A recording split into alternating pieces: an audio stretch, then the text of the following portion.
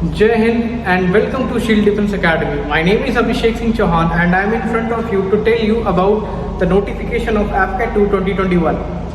As in this, I will be telling you about the vacancies being released by the Air Force, the form filling updates and the eligibility criteria. And one more thing to note that men and women both can apply in this AFCAT examination. So first of all, talking about the vacancies. तो vacancies में आपके पास various branches हैं. First of all starting with the flying branch. Flying branch में आपके पास short service commission की 96 vacancies है, जो काफ़ी बढ़ के आई है पिछली बार से. Next is ground duty technical branch.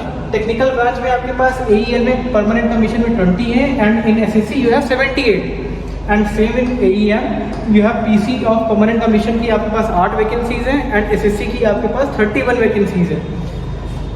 And in this flying and ground technical, both men and women can apply. Next is ground duty non-technical. In ground duty non-technical, there are 2 vacancies. That is one for the ADAM and one for the education branch. ADAM is basically the administration branch. In administration branch, you have 10 vacancies for permanent commission and 42 vacancies for SSC. Point to be noted कि यहाँ पे SSC की जो vacancies है पहले के comparison में admin में काफ़ी बड़ी है. एंड इन एजुकेशन ब्रांच, जो पिछली बार एजुकेशन ब्रांच नहीं आया था, इसकी जगह पे अकाउंट्स ब्रांच था, लॉजिस्टिक ब्रांच था, पर इस बार एजुकेशन ब्रांच भी ऐड ऑन कर दिया गया है. उसमें परमानेंट कमीशन की आपके पास 4 वैकेंसीज हैं एंड इन SSC आपके पास है 17 वैकेंसीज. नेक्स्ट क्या हो, NCC special entry. NCC special entry में क्या है, आपके फ्लाइंग की एंट्रीज है, जिसमें आपके पास 10% seat out of CDS vacancies for PC और 10% seat out of AFCAT vacancies for SSC. तो मतलब इसमें जो 10% की सीट है वो CDS से ली जाती है और जो 10% होती है वो AFCAT की वैकेंसीज यहाँ से ली जाती है. तो यहाँ पे इसके हिसाब से आपको NCC फ्लाइंग का एक अलग से उसी AFCAT के पोर्टल में नीचे आपको फॉर्म भरना होगा. नेक्स्ट आपका आता है मीटरोलॉजी ब्रांच. मीटरोलॉजी ब्रांच में आपके पास परमानेंट कमीशन की 6 वैकेंसीज हैं और शॉर्ट सर्विस कमीशन की 22 वैकेंसीज हैं. तो मेट्रोलॉजी भी पिछली बार नहीं आता. बेसिकली मेट्रोलॉजी ब्रांच की जो एंट्रीज आती हैं वो हर अल्टरनेट पे आती है. जैसे अभी AFCAT 2 2021 में आएगी, अभी AFCAT 1 2022 में नहीं आएगी, अभी AFCAT 2 2022 में आएगी. तो हर अल्टरनेट पे बेसिकली मेट्रोलॉजी अपनी खुद की वैकेंसीज निकालती है एयर फोर्स. तो क्या तरीका होता है वो मैं आपको अभी नेक्स्ट स्लाइड में दिखाता हूँ. बेसिकली क्या है, पहले तो एज लिमिट जानना होगा हम लोगों को कि फ्लाइंग के लिए क्या एज लिमिट है.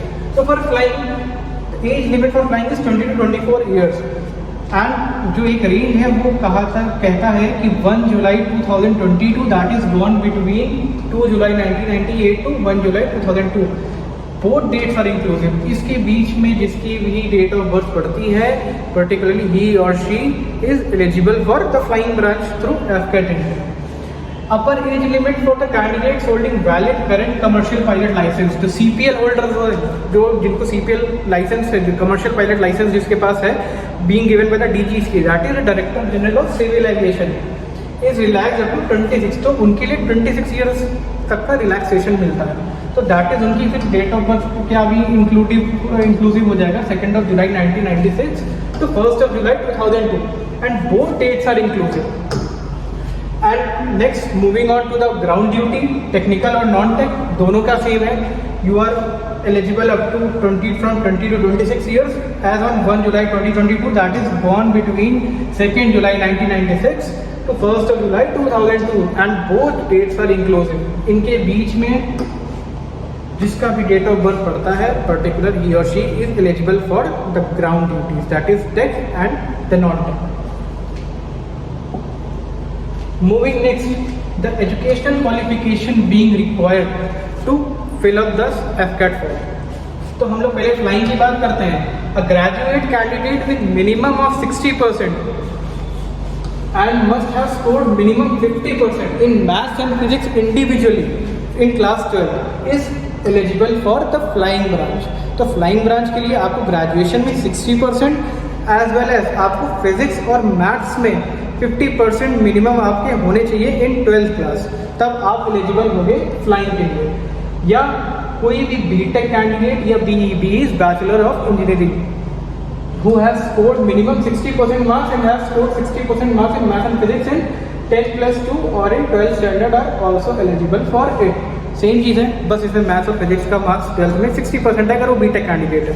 तो ये दोनों आपकी बेसिकली एजुकेशनल क्वालिफिकेशंस है फ्लाइंग ब्रांच के। नेक्स्ट आते हैं हम लोग ग्राउंड ड्यूटी टेक्निकल की। ग्राउंड ड्यूटी टेक्निकल का कैंडिडेट मस्ट हैव बीटेक और बीई डिग्री। इसमें सिर्फ बीटेक या बैचलर ऑफ इंजीनियरिंग वाली की डिग्री आपके पास होनी चाहिए, because technical is straight away related to the BTech entries.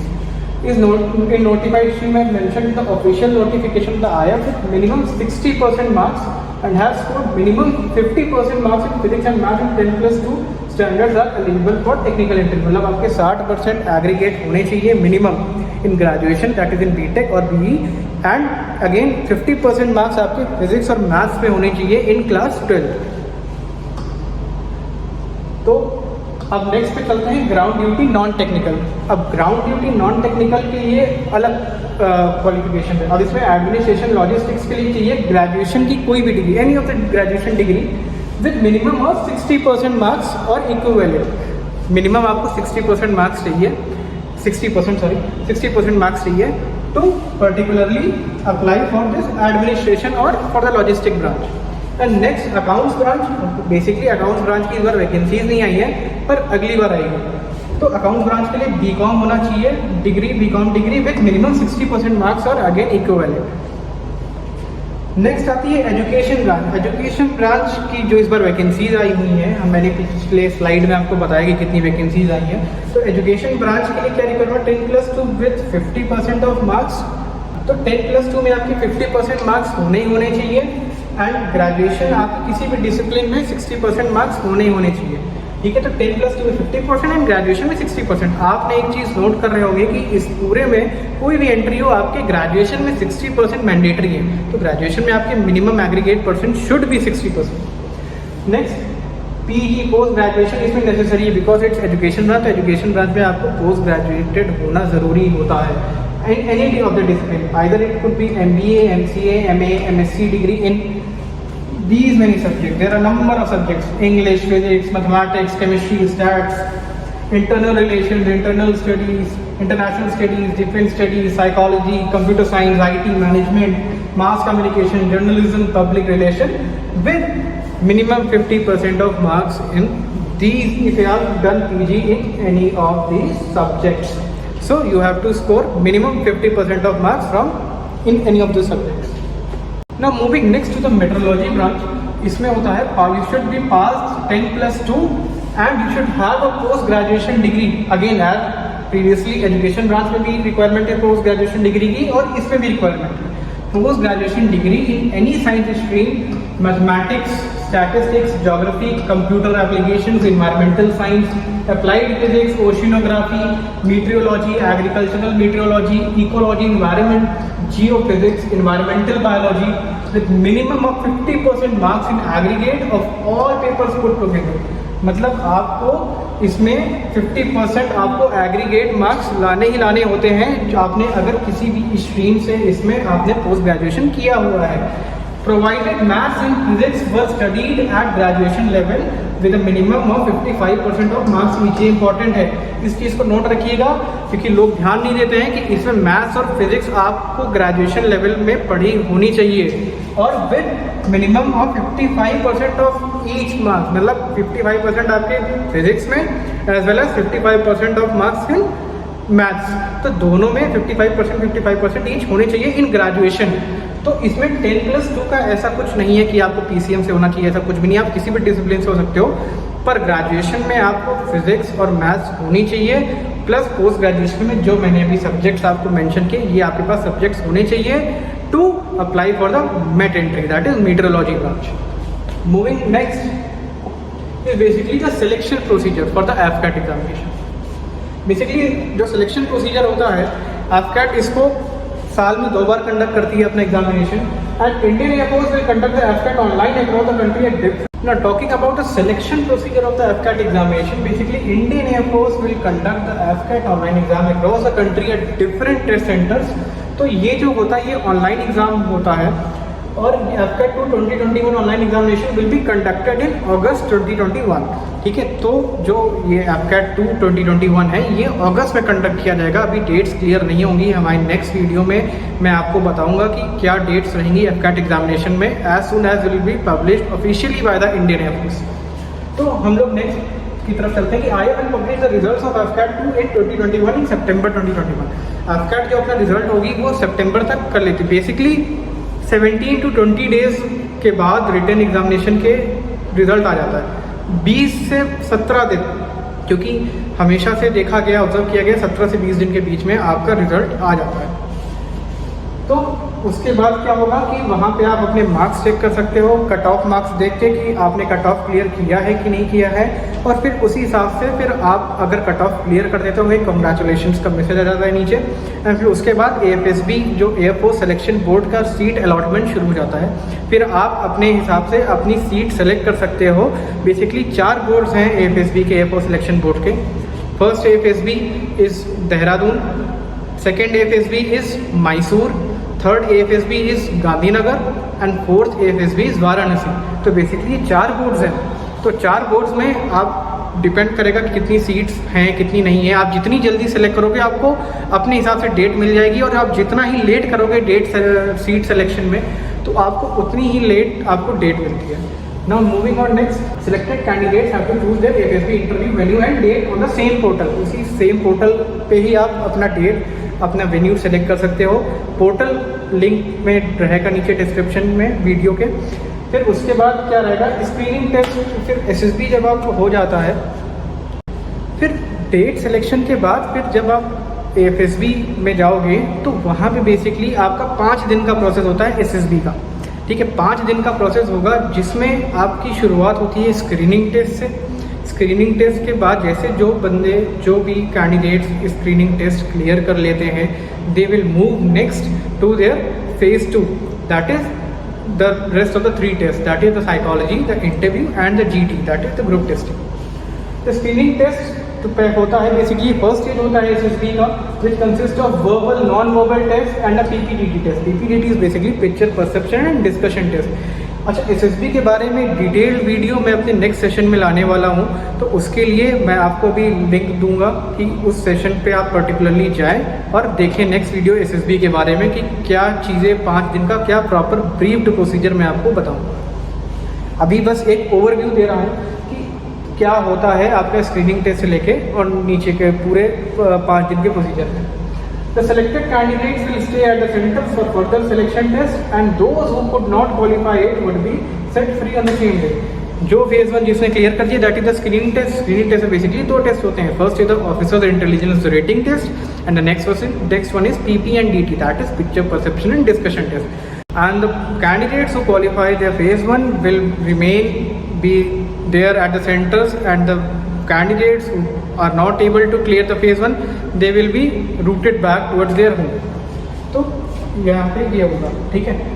The next stage consists of personal interview, psychology and the GTO test। Basically AFSBs में जो एयरफोर्स सिलेक्शन बोर्ड है, पहले क्या हुआ करता था, जो साइकोलॉजी टेस्ट होता था it was supposed to happen on the very same day of the screening test। मतलब स्क्रीनिंग टेस्ट सुबह चला, दोपहर तक रिजल्ट्स आउट, फिर उसके बाद आपने कुछ वेरिफिकेशन फॉर्म्स भरे, PIQ फॉर्म भरा, फिर हार्डली 1 या 2 घंटे के रेस्ट के बाद आपको 6 बजे लगभग शाम को रिपोर्ट करने को कह दिया जाता था to conduct the psychology test. लेकिन अब क्या होता है, जब से कोविड की सिचुएशंस आई हैं, क्या हो रहा है, साइकोलॉजी टेस्ट को नेक्स्ट डे सेट कर दिया गया। मतलब साइकोलॉजी टेस्ट आपका नेक्स्ट डे से शुरू होगा। तो जो फेज 1 क्लियर कर लेता है वो फर्दर टेस्टिंग के लिए आगे भेजा जाता है, that is psychology test, interview and then the GT। And lastly में क्या होती है, कॉन्फ्रेंस होती है। ठीक है, तो ये इन टेस्ट के बाद क्या कॉन्फ्रेंस होगी, और कॉन्फ्रेंस के बाद फाइनल रिजल्ट्स अनाउंस कर दिए जाते हैं। तो फाइनल रिजल्ट्स जो भी होता है वो अनाउंस कर दिया जाता है कि whether candidate is conference in और कॉन्फ्रेंस आउट। ठीक है, basically conference in candidate is also known as a recommended candidate. तो जो रिकमेंड हो जाते हैं उनको फर्दर क्या भेजा जाता है, मेडिकल एग्जामिनेशंस के लिए। मेडिकली फिट होने के बाद फिर उसी के अकॉर्डिंग मेरिट लिस्ट बनती है, और फिर फाइनली मेरिट लिस्ट में जिसका नाम होता है उसके बाद उनका GL that is joining letter उनके हाथ में आ जाता है, and further they will be joining the air force academy. Exam pattern क्या है एफकैट का बेसिकली अगर हम लोग बात करें तो total number of question basically कितने होते हैं, there are total number of question are 100 objective types question, और जो क्वेश्चन के टाइप होते हैं वो ऑब्जेक्टिव्स होते हैं, मतलब you have to just take the correct answer, MCQ types. ठीक, मार्क्स कितने मिलते हैं आपको, बेसिकली आपको 300 नंबर का पेपर होता है एफकैट का and you get 3 marks for each question, right. तो आपको 3 मार्क्स मिलेंगे एक क्वेश्चन सही करने के लिए, और अगर आपने एक क्वेश्चन गलत किया तो 1/3 की आपकी नेगेटिव मार्किंग होती है। दैट मीन्स कि अगर आपको 3 नंबर एक सही क्वेश्चन के लिए मिल रहा है तो -1 आपको मार्क्स मिलेगा एक गलत क्वेश्चन करने के लिए। तो बहुत ही आराम से, बहुत ही कामली आपको क्वेश्चंस को अटेम्प्ट करना होगा वहाँ पे। टाइम कितना मिलता है, time is basically 2 hours, that is around 120 minutes. और हमने अभी बात की कि टाइम कितना मिलता है, जैसे 2 घंटे 120 मिनट मिलता है आपको पेपर अटेम्प्ट करने के लिए। नेक्स्ट मूविंग और कि कौन कौन से कितने पेपर कितने सेक्शन में पूरा पेपर डिवाइडेड है और कितने कितने क्वेश्चन सब में से आते हैं। Basically talking about general awareness, general awareness में से 25 क्वेश्चन आते हैं। वर्बल एबिलिटी इन इंग्लिश में 25 क्वेश्चन आते हैं। Next numerical ability in maths 18 question आते हैं, और रीजनिंग एबिलिटी और मिलिट्री एप्टीट्यूड में आपके पास कितने 32 क्वेश्चन आते हैं, 32। सबसे इजी सेक्शन होता है ये, तो 32 क्वेश्चन तो आप बहुत इजीली निकाल सकते हो। हालांकि ये सारे सेक्शन बहुत इजी होते हैं, ठीक है। इसके बारे में मैं आपको description again I will tell you कि मैं आपको नेक्स्ट वीडियो में दूंगा, आपको अपडेट मिल जाएगा जब भी आपके पास ये नेक्स्ट वीडियो आएगा एफकैट के एग्ज़ाम पैटर्न को ब्रीफ में लेके, ठीक है। तो अभी हम लोग देखते हैं, तो टोटल 25, 18, 32 टोटल कितने हो गए 100 question and each of 3 marks, that is total 300 marks आपको एफकैट में मिलते हैं। तो ये आपका एग्ज़ाम पैटर्न हो गया। तो ये सब चीज़ें थी जो आपको जाननी थी एफकैट के बारे में। तो मैंने आपको शुरुआत से एफकैट नोटिफिकेशन के बारे में बताया, उसमें क्या वैकेंसीज़, कितनी वैकेंसीज़ निकली, क्या एलिजिबिलिटी क्राइटेरिया था और क्या पैटर्न था एग्ज़ाम का, तो ताकि आप जान सकें कि एफकैट एग्जामिनेशन कौन लोग दे सकते हैं। So this was the informative video about the AFCAT 2021 notification. अब अगर आपको शील्ड डिफेंस एकेडमी ज्वाइन करना है तो हमारा खुद का एक ऑनलाइन एप्लीकेशन है named as Shield Defence Academy, जो आप जाके गूगल प्ले स्टोर से डाउनलोड कर सकते हो to get the best experience of online learning. और we have an number of courses for the defence officer like NDA, CDS, SSB, service selection boards, direct and non written examination, दोनों entries हम लोग यहाँ पे SSB की preparation कराते हैं। AFCAT, air force XY, MNF that is military nursing service, INET, Indian naval entrance test, navy AA and SSR, इतने सारे कोर्सेज हम लोग यहाँ पे करवाते हैं अपनी कोचिंग में। And we have 2 branches in Lucknow, that is one in Indiranagar the main branch and in Alambagh. And you can reach us by dialing this number, that is 9454551848 and next one 9519441948. So हम लोग यहाँ पे बेस्ट कोचिंग प्रोवाइड करते हैं for the defence services. If you want to become an officer in defence services then we are here to guide you at our level best and we are here to shape your future as a future officer. And yes, you are the one who is going to crack the written examination and crack the SSB and come in the merit list. And yes, you are the one to become an officer in the defense services. So Jai Hind, work hard for your goal and stay safe.